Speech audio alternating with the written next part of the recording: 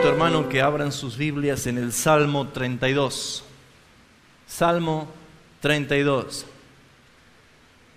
Hoy vamos a hablar de la dicha del perdón. ¿Cómo se siente alguien cuando ha sido perdonado? ¿Cómo se siente alguien cuando sabe que ya no es deudor? ¿Cómo se siente alguien cuando en verdad ha experimentado una hermosa reconciliación?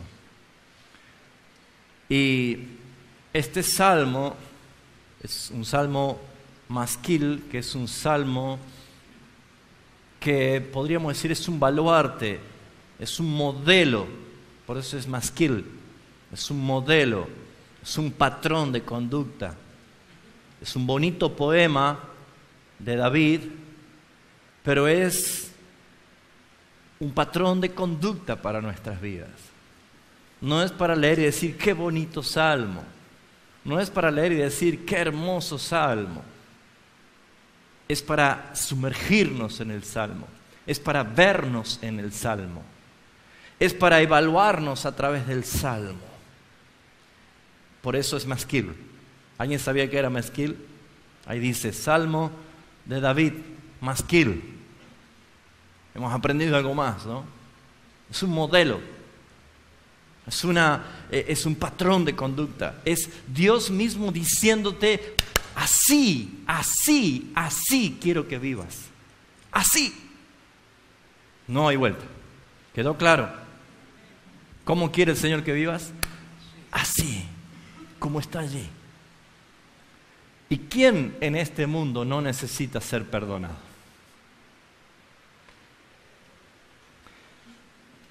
Vamos a tomar lectura y voy a entrar a desarrollar el mensaje. Es un mensaje expositivo de la palabra que nos va a permitir profundizar mucho mejor.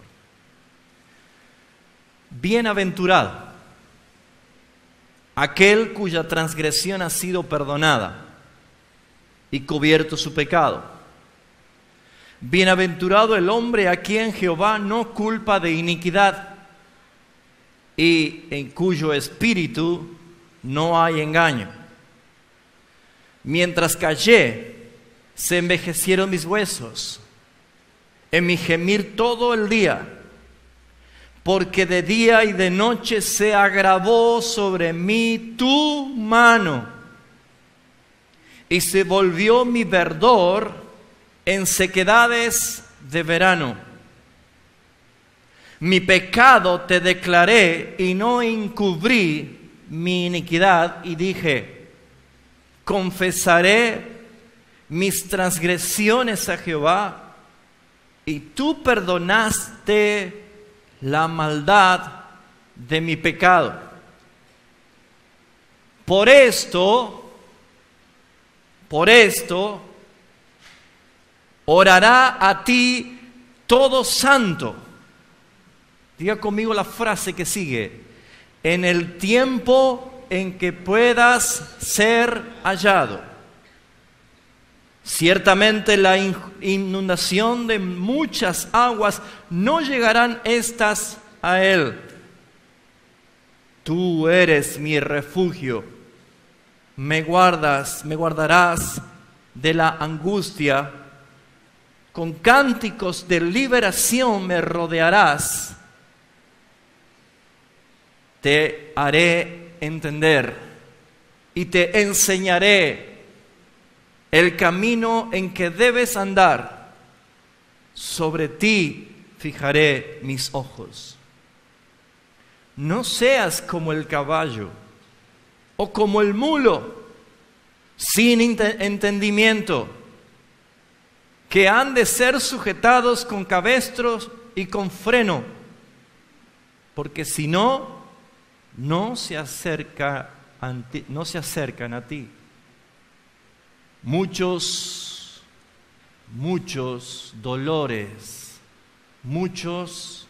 dolores habrá para el impío, mas al que espera en Jehová le rodea la misericordia. Amén. Alegraos en Jehová y gozaos, justos, y cantad con júbilo todos vosotros los rectos de corazón. Probablemente muchas veces han leído este salmo, o quizás no. Tal vez alguno lo ha leído o lo ha escuchado hoy por primera vez. En todo el libro de los Salmos, solamente hay 6 salmos que comienzan diciendo bienaventurados. Solamente hay 6 salmos que comienzan diciendo bienaventurados. El primero, el Salmo 1, bienaventurado. Y la tarea le dejo para usted que vea cuáles son los otros. Y sería bueno de que usted preste atención a esos salmos que dice bienaventurados. Porque la palabra bienaventurados quiere decir justamente muy felices. ¿Qué quiere decir? Muy felices. ¿Y alguien lo demuestra? Muy felices. ¿Qué es lo que hace feliz a un hombre? ¿Qué es la felicidad según el hombre? El hombre nace para ser feliz. El hombre estudia para ser feliz, trabaja para ser feliz, se casa para ser feliz, tiene hijos para ser feliz, forma un hogar para ser feliz, busca realizarse para ser feliz, quiere tener para ser feliz, quiere viajar para ser feliz, quiere lograr para ser feliz, quiere curarse y sanarse para ser feliz, quiere hacer todo lo posible para ser feliz. ¿Notó que los niños que nacen, los bebés que nacen con las manos así? Y que hay que abrirle la manito y vuelven a cerrar. Es el deseo de aferrarse a la vida. Pero cuando nos morimos todos ya morimos así. No nos llevamos nada. Nada. Las manos abiertas.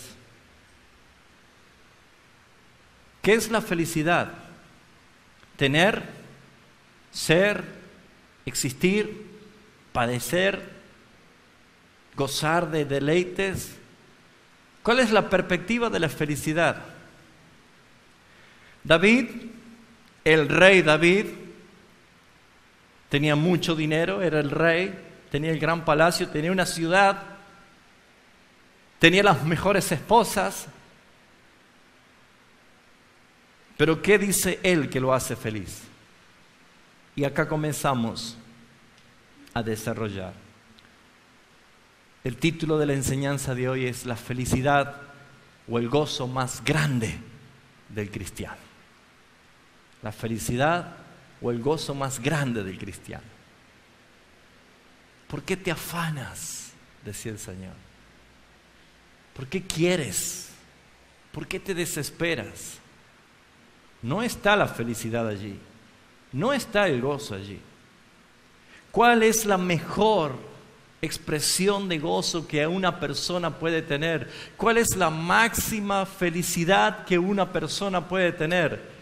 David lo resalta muy bien en el versículo 1 y 2. Y creo entender por qué es masquil. ¿Por qué David comienza con el final? Porque esto, el versículo 1 y versículo 2, debería ser el final en una prosa, en una forma de relato que comienza con una introducción y termina con el desenlace. Debería ser el versículo 1 y 2 el final, para ver el resultado, para ver la consecuencia de algo que ha pasado. Pero este capítulo tiene 3 tramos. Y lo que nosotros veríamos naturalmente como introducción, nudo y desenlace, pareciera que está alterado. Pareciera que el desenlace es lo primero. Lo que podemos entender es que captura la atención el modelo que Dios quiere que vivamos con lo que buscamos. Todos buscamos ser felices. Todos buscamos el gozo. Todos buscamos lo más hermoso que le puede pasar a un ser humano, es sentir un gozo extremo, una felicidad extrema. Y solamente resalta David diciendo, no hay nada en este mundo que te haga más feliz y más dichoso que sentirte perdonado.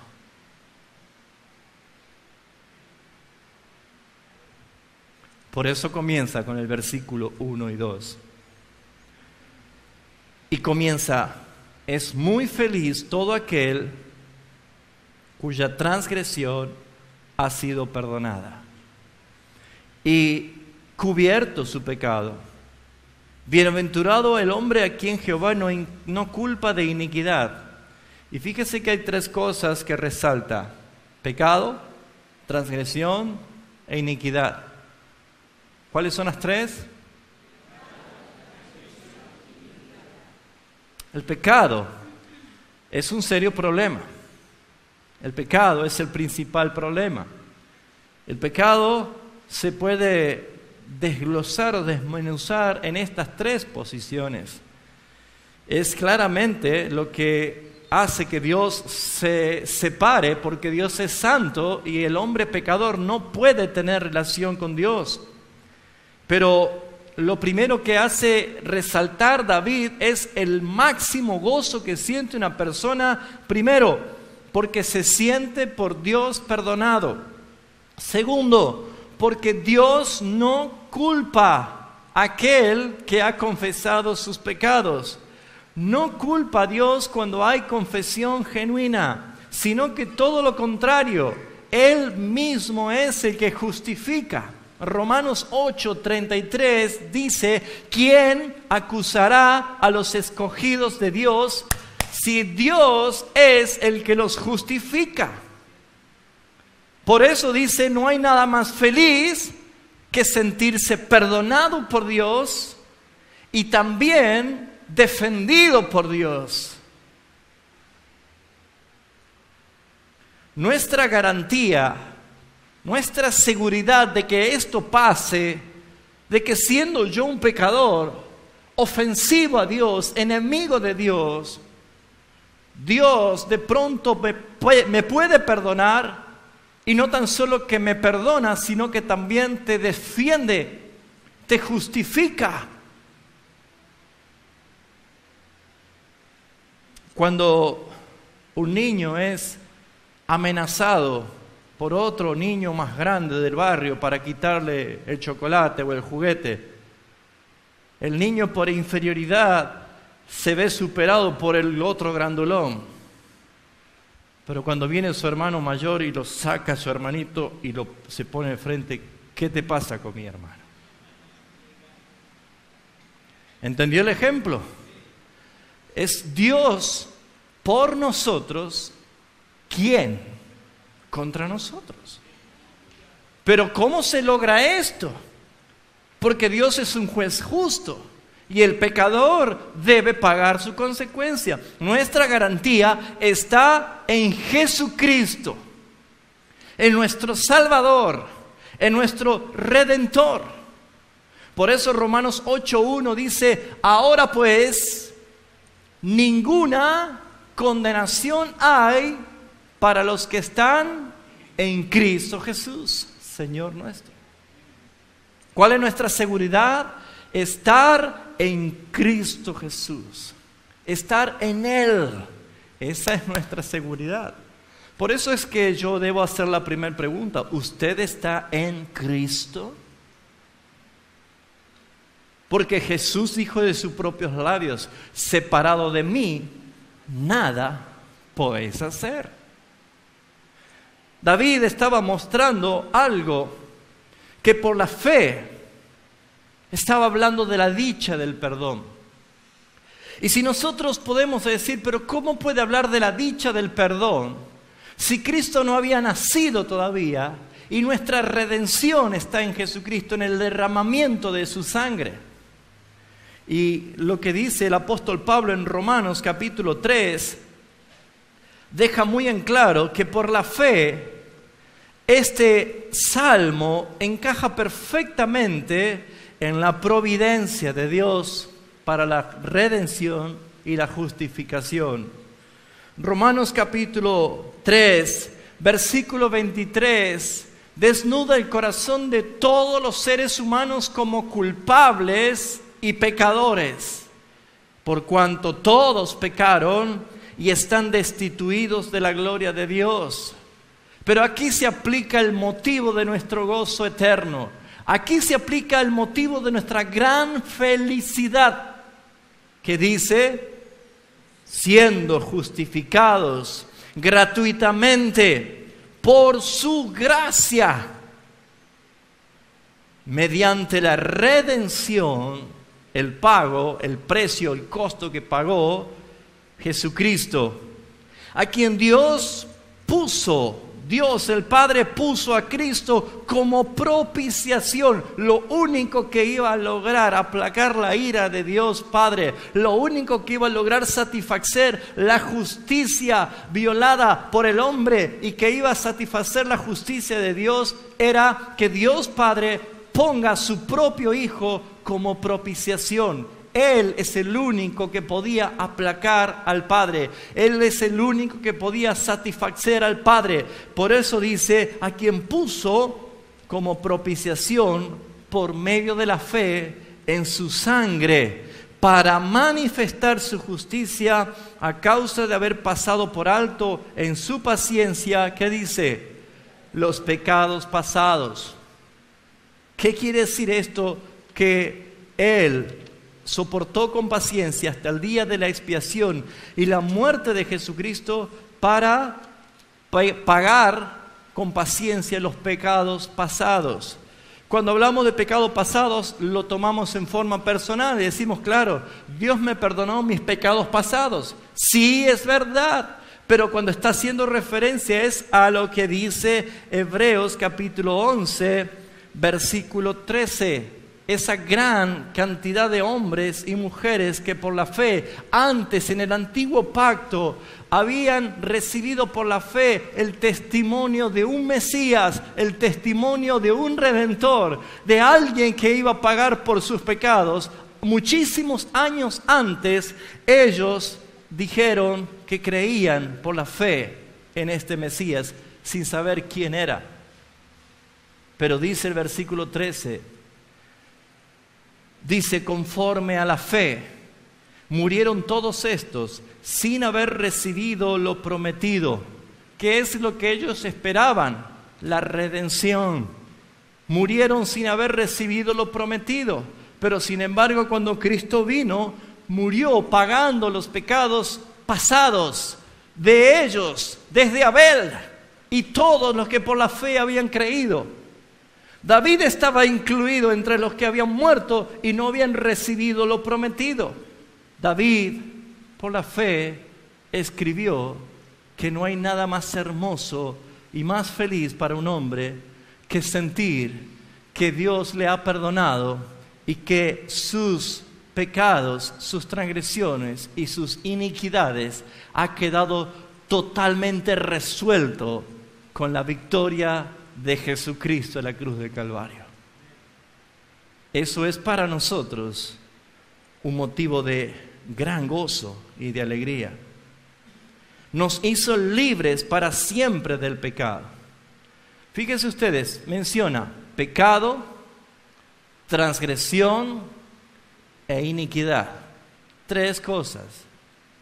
El pecado, la transgresión que es la rebelión y la iniquidad. El pecado es de un derivado de la palabra griega hamartía, que es errar el blanco. Si yo tiro una flecha y nunca he tirado flecha, es casi seguro que voy a errar. Trato, pero no puedo. El pecado es que por naturaleza jamás podemos hacer lo bueno, porque erramos. Todo lo que hacemos es errar. Eso es pecado. Es ir en contra de la voluntad soberana de Dios. La transgresión es la anomía. Es la rebelión. Anomía, que significa a es no. Nomos, ley. sin ley. No quiero vivir con ley. No quiero vivir con ninguna reglas. No quiero que nadie me diga lo que tengo que hacer. ¿Sabe quién dice esto? Los rebeldes. Eso se llama claramente transgresión. Sabiendo que está mal, lo mismo lo hago. Eso significa no tirar y no puedo, sino que estoy errando, sino que tiro a errar. Es intencional. Es pecar deliberadamente. Es saber que el Espíritu Santo te está diciendo, eso no está bien, pero sin embargo, como un mulo o como un caballo que no tiene rienda, se lanza. Y la tercera es la iniquidad. Y la iniquidad es la palabra paranomía, que hace referencia principalmente a la naturaleza caída. Tarde o temprano los que no son de Cristo se van a ir para nunca más volver. Porque es imposible que los que una vez fueron alumbrados y gustaron de la buena palabra y si fueron hechos partícipes de la obra del Espíritu Santo y recayeron, es imposible que vuelvan otra vez. ¿Saben por qué? No porque perdieron la salvación, sino que nunca fueron. No fueron convertidos. No fueron transformados por el Señor. Y tarde o temprano se van a ir y no van a volver. Porque no se van por decisión, sino porque Dios mismo les envía un poder engañoso a fin de que se pierdan, dice la palabra. ¿Qué es estas tres consecuencias delictivas ante los ojos de Dios? Hace un año lo expliqué con una ilustración de un árbol. Todos vieron un árbol. El árbol plantado da frutos. Y fíjense ustedes, uno de los árboles que más ensucia las veredas es la mora, ¿no es cierto? Qué lindo salió a barrer cuando ha caído todas las moras, ¿no? Y ensució todo. O salió justo con una camisa blanca y ¡tac! Le cae la mora. Ahora, ¿cuál es la solución? ¿Arrancar todas las moras? ¿Y no hay más moras? ¿Nunca más va a haber moras? No, porque la estación de la naturaleza del árbol va a volver a brotar las moras. Para que usted pueda ejemplificar esta ilustración, el pecado es el fruto. El árbol es la rebelión. Es lo que manifiesta la obra de la carne como fruto. Pero la iniquidad no la vemos porque es una raíz que está bien abajo de la tierra, no lo vemos. Uno del árbol solamente ve el tronco y su follaje con los frutos, pero no ve la raíz porque la raíz está bajo tierra. La raíz no la vemos. Pero cuando el árbol empieza a ser viejo, empieza a salir las raíces para la vereda, te levanta la pared, se empieza a agrietar la pared, empieza a producir problemas. Hay árboles muy viejos que tienen las raíces tan altas que hasta puede dormir personas allí en el hueco de las raíces. O peor, usarla de baño. ¿Sí o no? Pero cuando las raíces han salido, han empezado a mostrar grandes dificultades. Una persona que no tiene una reconciliación con Dios, una persona que no llegó a confesión con el Señor y arreglar cuenta, no puede vivir feliz. No puede estar feliz. ¿Por qué? Porque lucha todos los días con su pecado, porque confieso mis pecados, pero la iniquidad, que esta es la raíz que sigue bien arraigada, sigue produciendo por naturaleza que ese árbol de la rebelión, de la transgresión, siga dando frutos. ¿Cuál es la solución? Es arrancar de raíces. Un árbol malo, Jesús dijo, jamás. Jesús, el que es el Dios de lo imposible, Él dijo, esto es imposible, que un árbol malo dé buenos frutos. Es imposible que un árbol bueno dé malos frutos. Así que nadie va a entrar al cielo porque diga yo repetí una oración. Nadie va a entrar al cielo porque diga yo congregué 25 años en la iglesia. Nadie va a entrar al cielo porque haya tenido una conducta moral intachable como un hijo de Dios.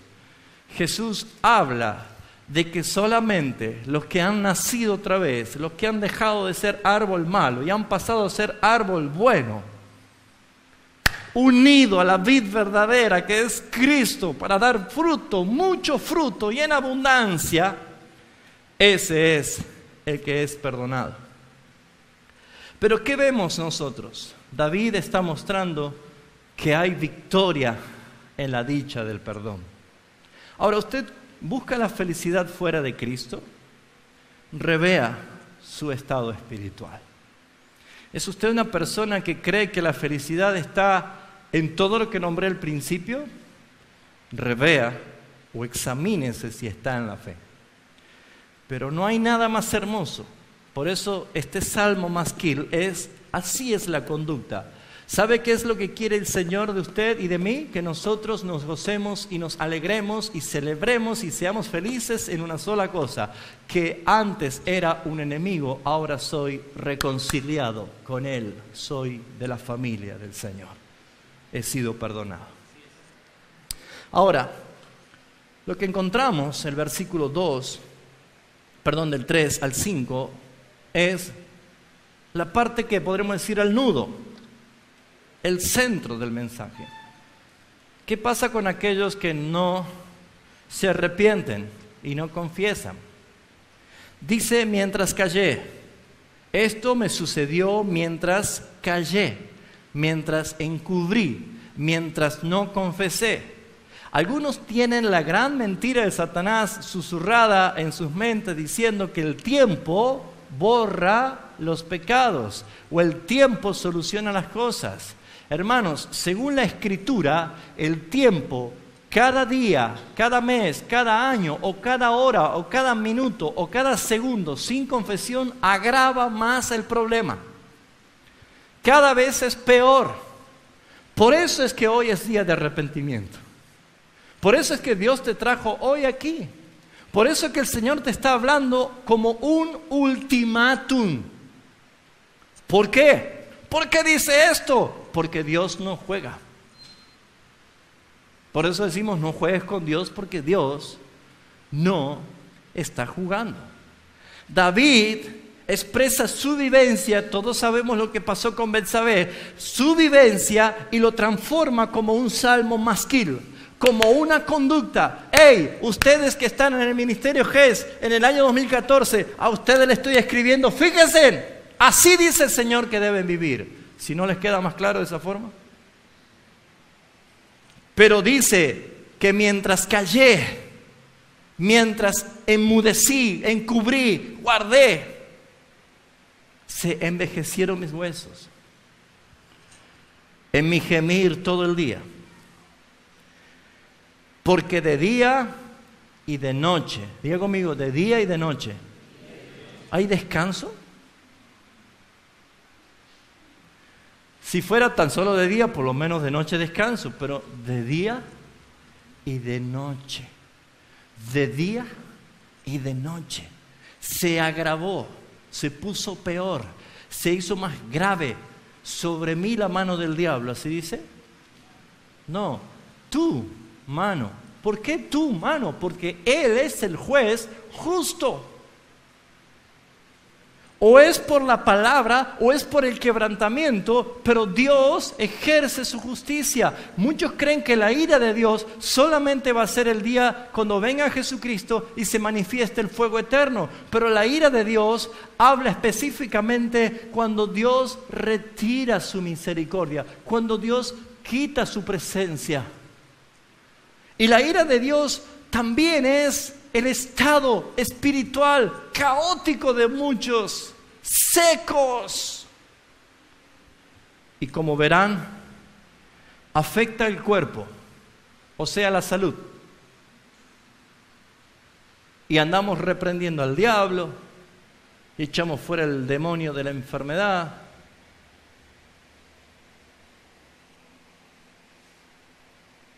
La consecuencia.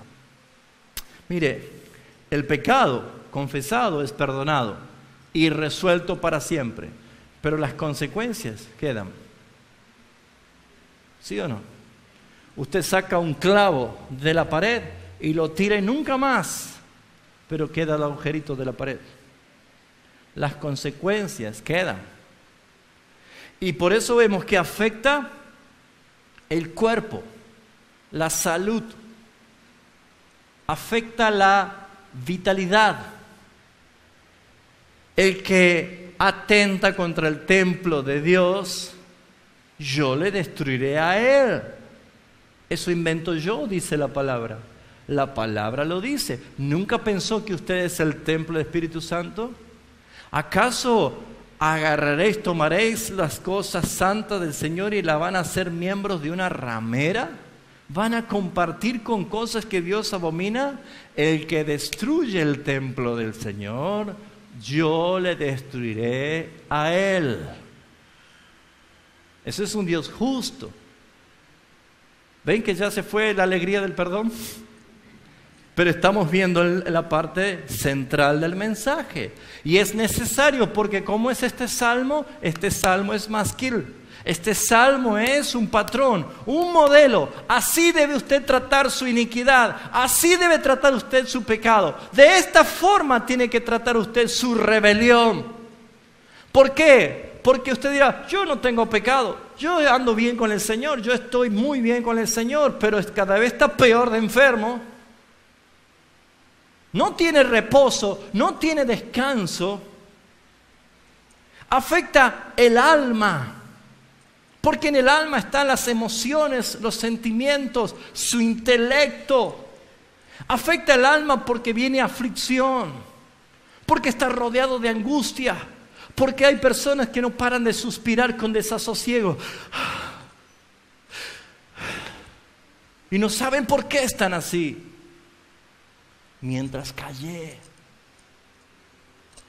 la depresión golpea a tu puerta todos los días.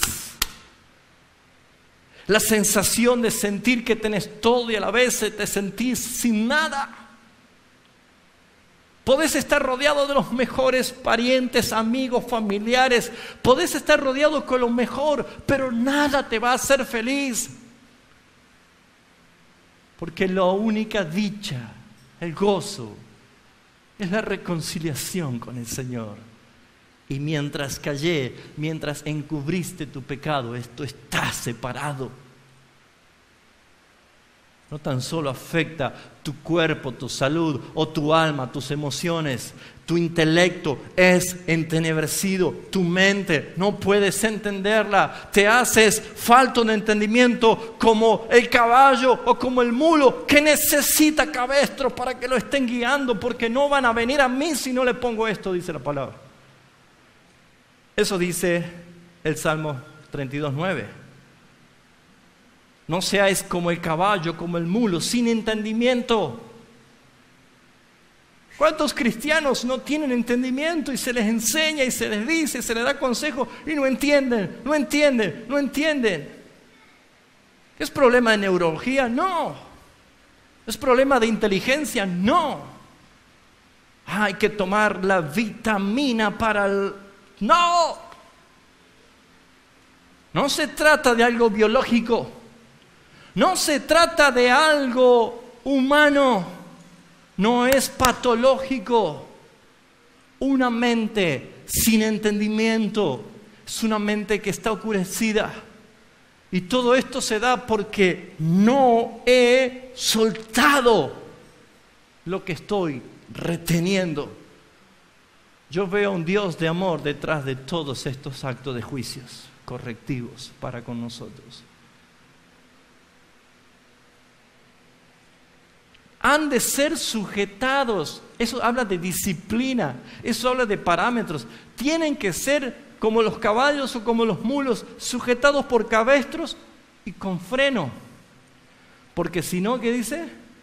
No se acercan a mí. Vayámonos en el viaje del tiempo y ya no tenemos ni moto, ni auto, ni nada, ni bicicleta. Caballito. Y hay que ir a la iglesia. Una jardinerita, un sulky. Qué lindo sería, ¿no? Que vengamos el domingo que viene todos, atamos el palenque, nos bajamos. Ahora, Si no le ponemos el cabestro y el freno, ¿cómo lo vamos a guiar? No vamos a llegar. Porque más si el animal es mañero. ¿Nunca alquiló un caballo que era mañero que iba para el monte? Y no había celular en esa época, ¿no? Para decir, estoy en el monte, el caballo este me trajo al monte. Una vez con Ana, nosotros habíamos alquilado el mejor caballo del mundo, ¿no? Y lo único que hacía ese caballo era llevarnos para el monte, y no había forma. Y un gran jinete como yo, experto en control del caballo, lo único que hicimos era dejarnos llevar, ¿no? Y bueno, es así, cuando no tiene el control, nunca va a ir a destino. Y sabe que a veces los juicios de Dios correctivos son los frenos y los cabestros que Dios pone a los hermanos. ¿Quiénes son? Otros hermanos fieles. Hermanos fieles. ¿Usted tiene hermanos fieles aquí en la iglesia? Claro que lo tiene. Y dice, ¿quién es? Te habla, ¿quién? El hermano. Ese siempre me llama para exhortarme, siempre me está hablando para decirme esto. ¿Qué cosa es, hermano? Hola, hermano, ¿cómo está? Mira, hermano, no lo vi bien el domingo. Y uno dice, ¿saben, hermano? No se enoje con esos hermanos.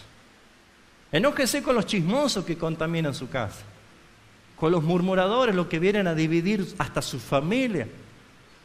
Pero esos hermanos que parece que son unos plomos, son hermanos que Dios pone para su vida como cabestros y como frenos, porque si no, no van a llegar al Señor, no van a volver. Son ellos usados por el Señor. Ellos les dicen, ellos oran por usted, le mandan un mensaje, le mandan un WhatsApp. Así es, ¿no? WhatsAppéame, dice alguno, ¿no? Pero hermanos, si no pueden. ¿Por qué? Porque ¿cómo están los hermanos que encubren pecado? Sin entendimiento. No entienden. No ven el peligro. No ven el peligro. El caballo puede estar al borde de un precipicio. Y si el jinete le da un espuelazo, va a saltar. Uno tiene entendimiento, necesita a alguien que lo retenga, necesita el freno. Gloria a Dios por los hermanos y hermanas que Dios usa para la vida de la iglesia como frenos y cabestros, que los ayuda a regresar, los orienta a Cristo. Pero lo peor de todo es que también afecta el espíritu humano. Como dice la Escritura, aquí el versículo 4, y se volvió mi verdor en sequedades de verano. ¿Tu vida espiritual está seca? ¿Cómo puedo saber si estoy seco? La consecuencia, la falta de confianza en el Señor. Jeremías 17:5 dice así. Jeremías 17:5 dice así. Así ha dicho Jehová. Qué bueno que cuando dice así ha dicho Jehová hay que prestar atención, ¿no? Porque habla el Señor. Maldito el varón que confía en el hombre. Primer punto.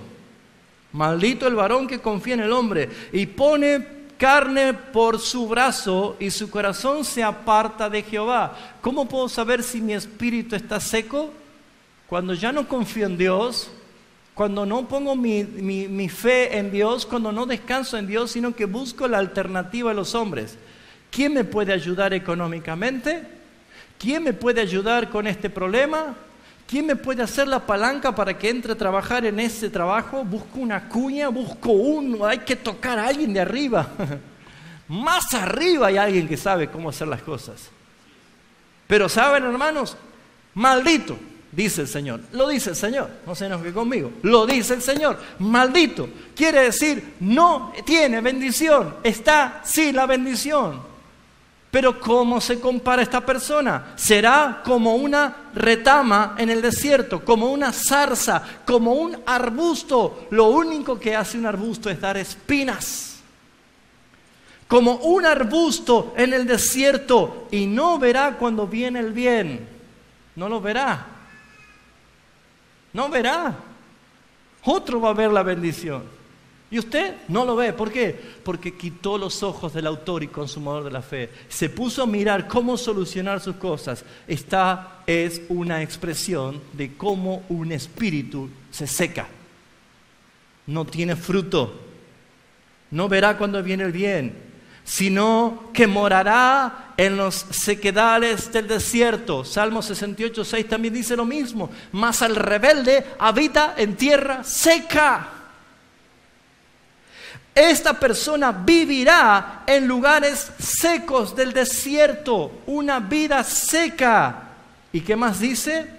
Una tierra sin habitantes, despoblada. ¿Sabe qué es lo peor que vivir en el desierto? Nadie que venga a labrarlo, nadie que venga a regarlo, nadie que venga a abonarlo, a fertilizarlo, nadie, porque es deshabitada. Una persona que se aleja del amparo del Señor no espere otra cosa más que estar solo, sin fruto, seco, no ve cuando viene el bien. Deuteronomio 29. ¿Vamos bien, iglesia? Es masquil el salmo, ¿eh? Es para usted y para mí. Deuteronomio 29, versículo 23. ¿Cómo es la vida de una persona que su espíritu está seco, que se ha secado su espíritu? Así, fíjese, así como el versículo 23. ¿Qué hay en su vida? Azufre y sal. No es abono, no es tierra negra, no es huerto recién regado, es azufre y sal. Abrazada toda su tierra, abrazada toda su tierra. No será sembrada, ni producirá, ni crecerá en ella hierba alguna. Como sucedió en la destrucción de Sodoma y Gomorra, de Adma y de Seboín, los cuales Jehová destruyó con furor de su ira. ¿Se da cuenta cuál es la evidencia de un espíritu seco que afecta el no confesar, el no arreglar cuentas con el Señor para ser perdonado? Si esto es lo que la Biblia enseña, es natural que una persona ya no ora, ya no lee la Biblia, ya no disfruta de la adoración, no tiene dádiva sino mezquindad. Va a encontrar usted que hasta congregarse le resulta cada vez más difícil porque escucha las voces del desierto. Guarida de chacales y demonios es el desierto. Va a escuchar las voces de demonios que solamente le van a decir: ¿para qué vas a congregar si vas a volver a pecar? Si no podés ser libre, sos un hipócrita. ¿Qué vas a ir a golpearte el pecho en la iglesia? Hermanos, cuando no se predica el arrepentimiento, incluso los predicadores y los pastores que han quitado la palabra arrepentimiento de los púlpitos, hace que la gente solamente tenga una alegría pasajera, emotiva, pero no puede encontrar la dicha del perdón. Porque debe haber un quebrantamiento. Debe haber un arrepentimiento genuino, pero la pregunta es: ¿por qué hay tanta gente que encubre sus pecados? ¿Cuál es la causa que lleva a una persona a guardarse? ¿Saben cuáles son? Miedo. Hay gente que no confiesa por miedo. ¿Por miedo a qué? Por miedo a ser rechazado, por miedo a perder un trabajo, por miedo a perder el hogar, por miedo al divorcio, por miedo a que los hijos no lo amen. ¿Saben por qué no confiesan? Porque tienen miedo. ¿Qué dijo Jesús? No le tengan miedo al que puede matar la carne, más bien tengan en terror a aquel que puede mandar sus almas al infierno.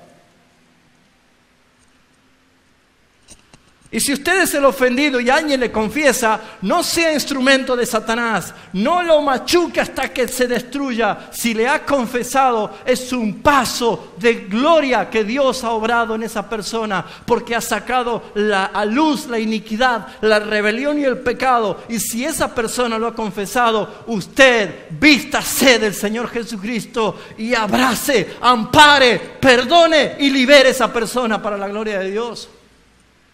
Por eso hay muchos que no quieren confesar. Por eso hay muchos que encubren, pero se van secando. Su salud se termina, se apaga. Su vida se va apagando. Su alma cada vez mi gemir de día y de noche, angustia, desesperación, angustia y soledad, todo el tiempo igual, no hay descanso y ahí me tengo que tomar pastillas para dormir. ¿O no dice la palabra que el justo duerme confiado?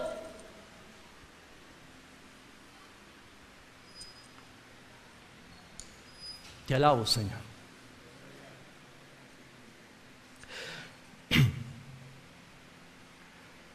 No confiesan por vergüenza. Pero Jesús dijo: el que se avergonzare de mí y de mis palabras, yo me avergonzaré de él públicamente cuando venga con mis santos ángeles en la gloria. ¿Te da vergüenza confesar tus pecados?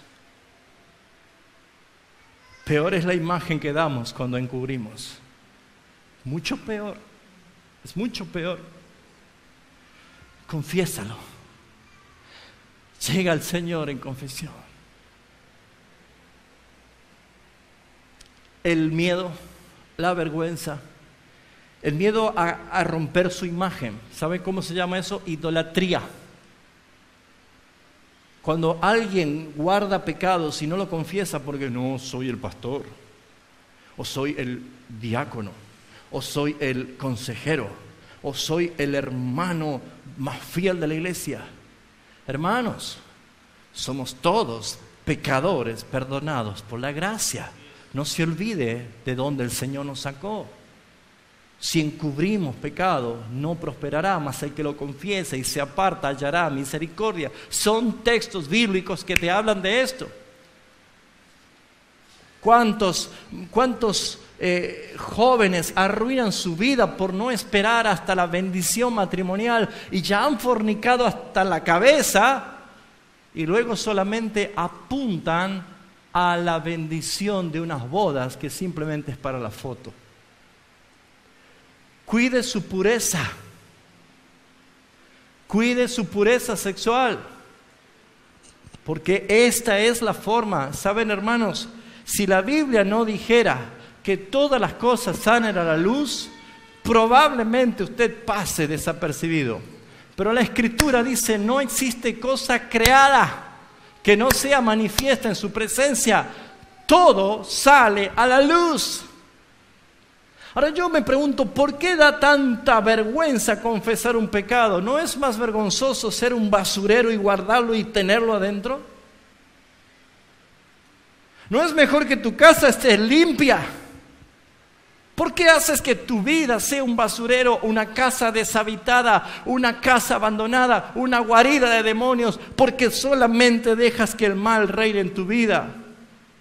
La madurez de una iglesia no consiste en ver cuántos miembros hay, sino cuán santa se presenta delante del Señor.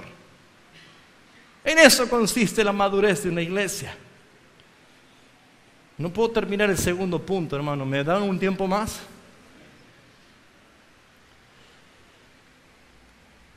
Mi pecado provocó todo esto.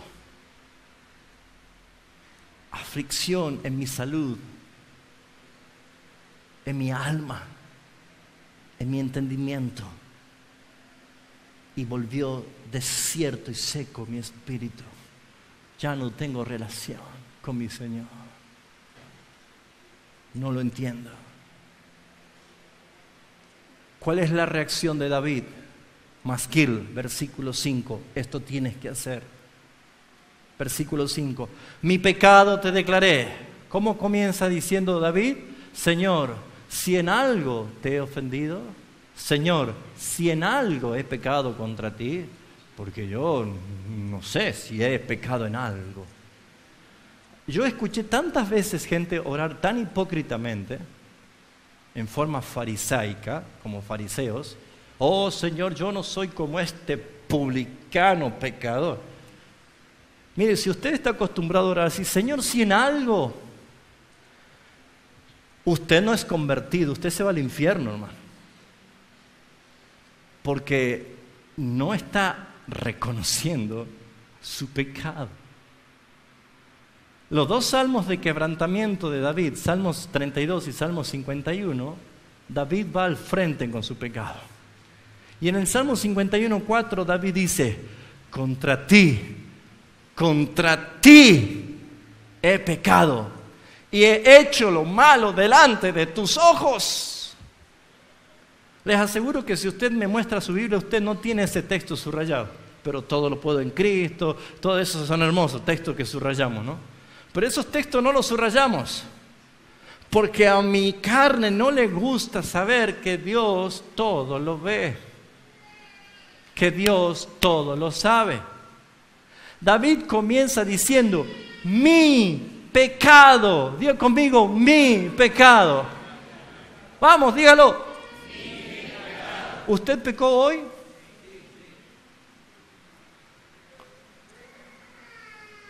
Pero no es tan grave como el pecado de hace 15 años. ¿Es grave o no es grave? Yo cuando escribo pecado, escribo desde la P hasta la O de la misma forma. Pecado.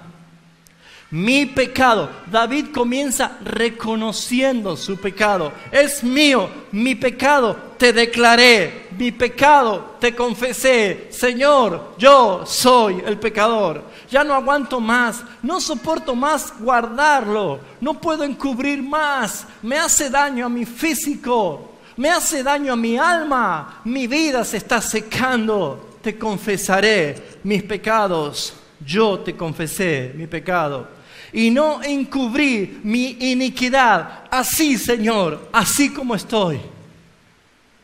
Así, tal cual. Un himno viejo. Tal como soy de pecador. Así, Señor, tal cual estoy. Así vengo a ti. No encubrí mi iniquidad. La iglesia de la hipocresía es cuando, hermano, ¿cómo está? Bien. Y Dios dice,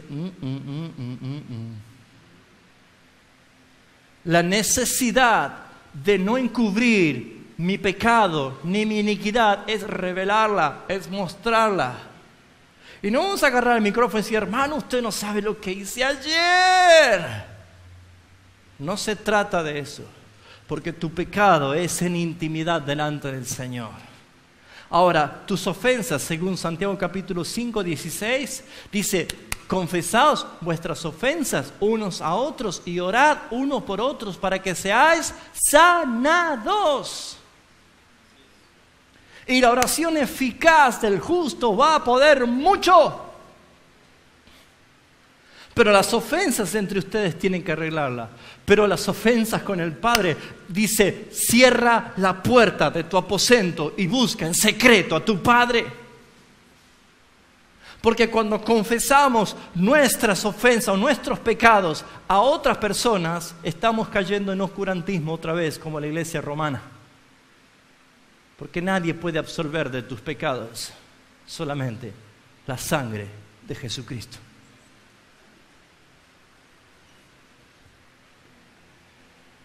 Y dije, confesaré mis transgresiones a Jehová. ¿Y qué dice el resultado? Tú perdonaste la maldad de mi pecado. Tú perdonaste la maldad de mi pecado. Qué hermoso. Quizás este hubiera sido el versículo 1, ¿no? El 5. Quizás el versículo 2 sería el 3. Pero es más kill. Te atrapó con la recompensa, te atrapó con lo mejor que te puede pasar. Por eso, mis hermanos, cuando dice, y tú perdonaste la maldad de mi pecado, ¿saben qué es eso? ¡Wow! Qué lindo sentirse perdonado. Qué hermoso. ¿Saben qué es lo mejor de una discusión, de una pelea? La reconciliación. ¿Sí o no? Cuando agarras a tu hermano. ¿Qué es lo mejor de una discusión, de un distanciamiento? Lo mejor es la reconciliación. El que ha experimentado la reconciliación no ha sentido un gozo que no es de usted, sino es de Dios.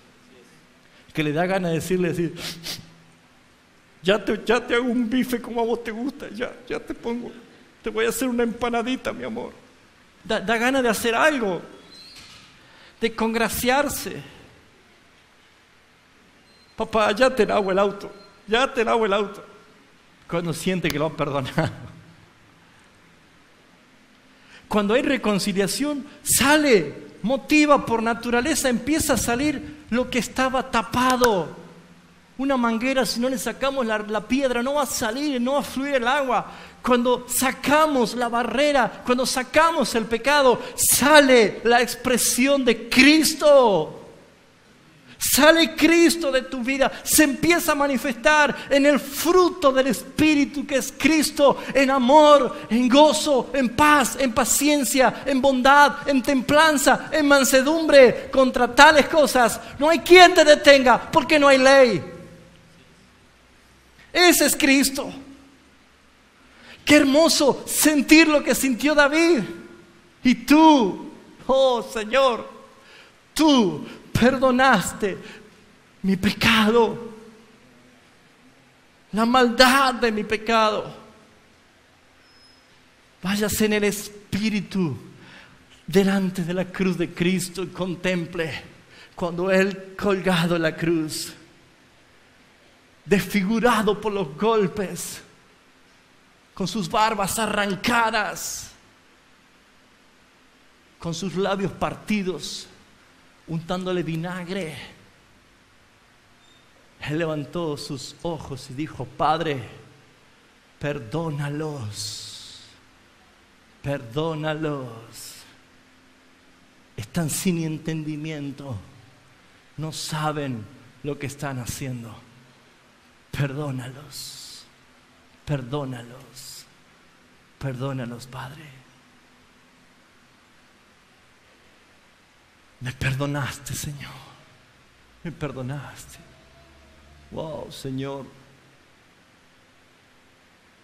¿Quieres dinero? No.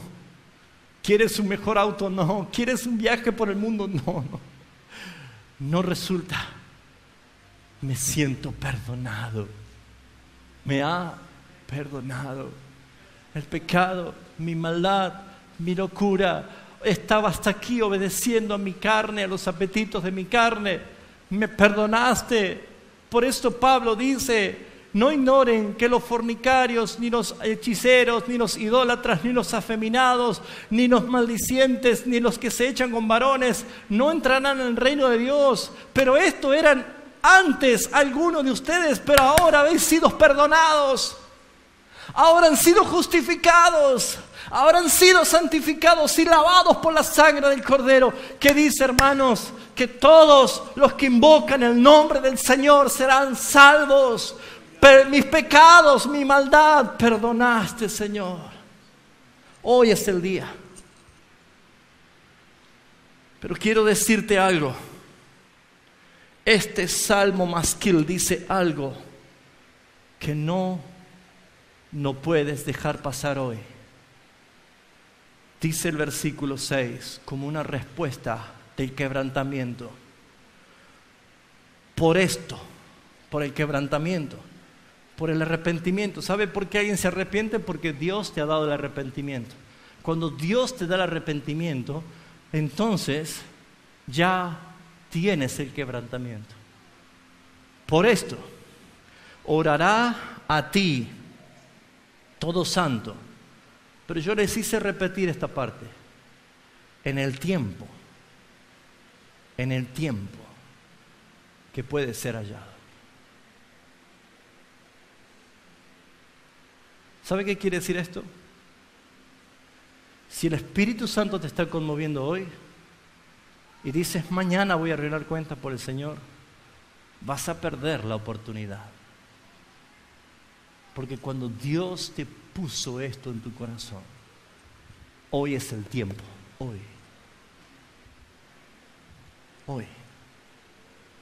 Hoy es el tiempo. Hoy. No seas como Esaú, que después procuró la bendición, el arrepentimiento con lágrimas y no lo obtuvo. Hebreos capítulo 12, versículo 15 en adelante.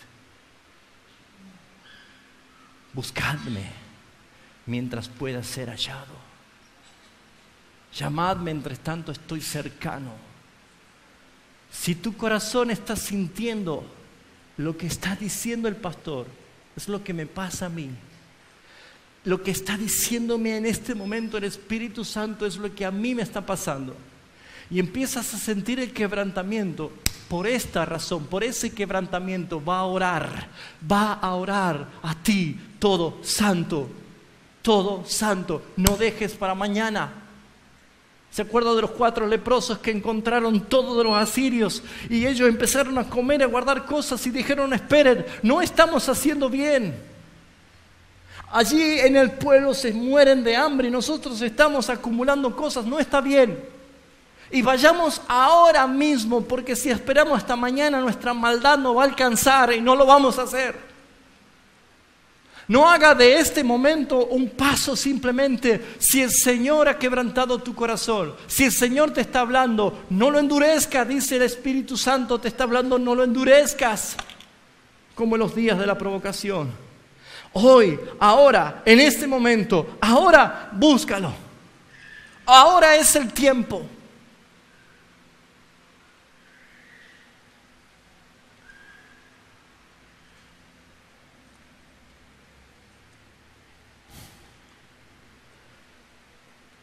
La respuesta de Dios,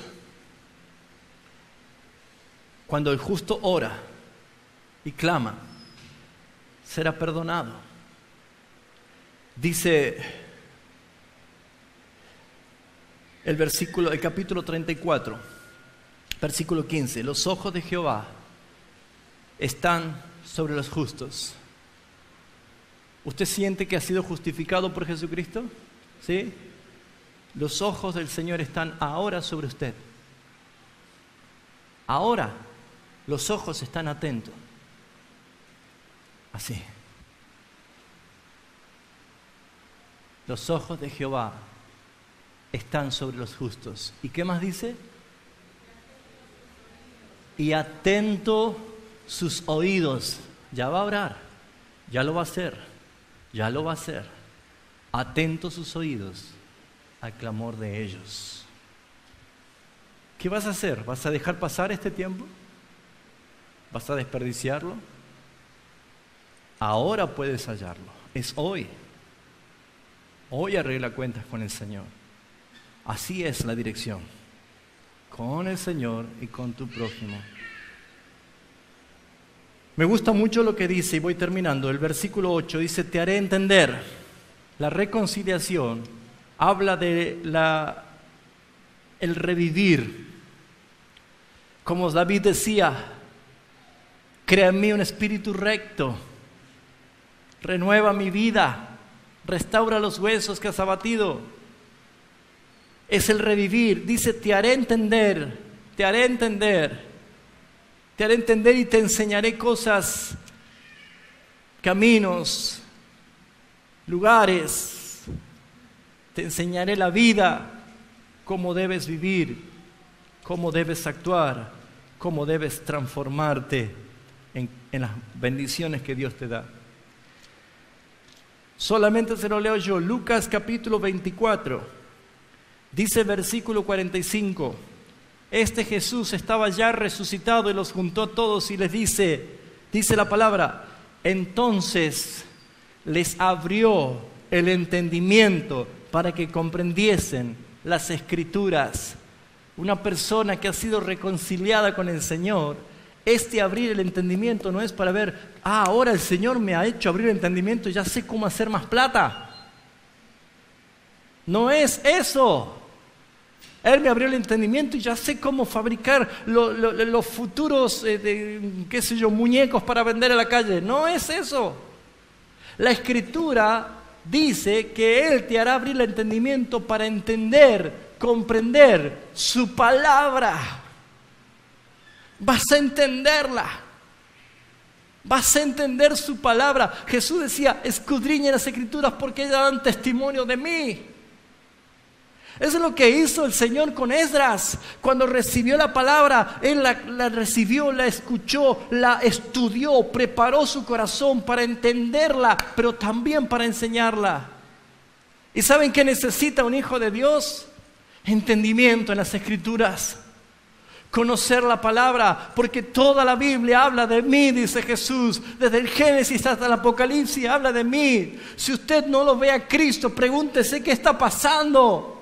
Pero cuando Él te abra los ojos, te da entendimiento, ves a Cristo en todo. Él es todo inclusivo, es de Él, por Él y para Él la gloria.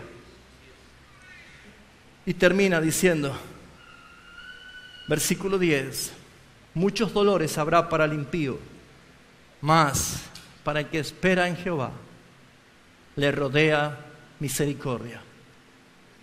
Alegraos en Jehová, gozaos, oh justos, cantad con júbilos todos vosotros, los rectos de corazón. En conclusión, este salmo nos da la clara enseñanza de la intención que Dios tiene para con nosotros. Él quiere que estemos reconciliados y en perfecta comunión con Él. Y que el pecado no confesado no solo nos separa del Señor, sino que también nos aparta de sus favores y afecta totalmente, dejando consecuencias. Si repasamos los dolores por encubrir el pecado, es muchos dolores. Cambia el verdor en sequedades. El que tiene que ser sujetado con freno para ir al Señor, si no, no llega solo. El que puede pasar la oportunidad para el arrepentimiento. Pero los gozos del perdón, o la expresión máxima del gozo, es sentir que ha sido perdonado. Se obtienen por la confesión del pecado. Le rodea la misericordia y se rejuvenece con alegría y celebra la vida cantando siempre el favor del Señor. ¿Cómo está usted hoy? ¿Aplicará este salmo masquil en su vida? ¿Es usted una persona que dice, Señor, yo necesito comenzar de nuevo? Pero en la confesión y en la restauración y en la reconciliación. Pero una de las cosas es esta. Hoy no dejes pasar la oportunidad. No dejes que lo que hizo hoy el Espíritu Santo lo pases de largo. Si has ofendido a Dios, cuando has ofendido a un hermano, arregla con Dios, pero arregla con tu hermano. Perdonaos vuestras ofensas y orad unos por otros para que seáis sanados. Cierra tus ojos, por favor.